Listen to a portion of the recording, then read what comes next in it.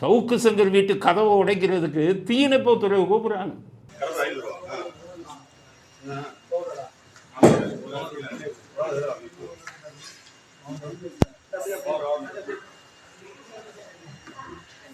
எவ்வளவு கேவலமாக போச்சு பாருங்க தமிழ்நாடு.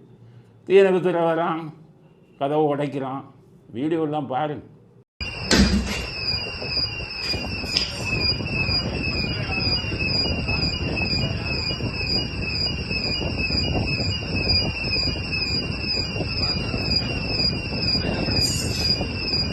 அவர் கால் மேலே கால் போட்டுட்டு என்னங்கிறாரு, இன்ஸ்பெக்டருக்கு நின்றுட்டு, சார் சார் உங்களை அரெஸ்ட் பண்ண வந்திருக்கோம் சார்.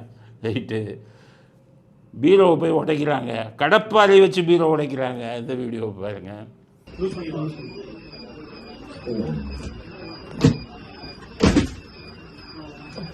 சார் அப்படியே வீடியோ எடுத்துக்கோங்க சார். செக் பண்ணிக்கோ. உடைச்சிட்டு உள்ள 500 ரூபாத்தாலாம் இவ்வளோ இருக்குது, இவ்வளோ பணம் இருக்குது. என்ன வந்து அந்த ஆள் என்ன பிச்சைக்காரனா? என்ன சவுக்கு சங்கரில் பிச்சைக்காரனா? 500 ரூபா தாளில் ஒரு 50 தாள் இருந்தால் 25,000 ரூபா. அதை பெரிய இது மாதிரி அந்த இதை அப்படியே கைப்பற்றுறாங்க.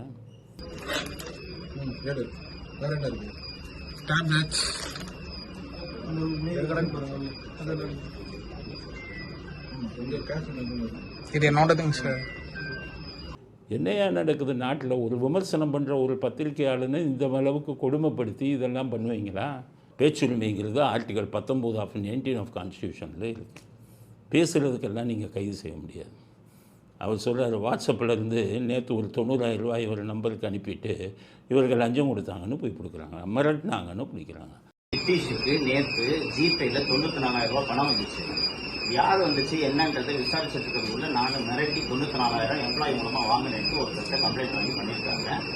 அனானிமஸா இது போல ஜிபேல அனுப்பி பண்ண முடியுன்றத அது மூலமா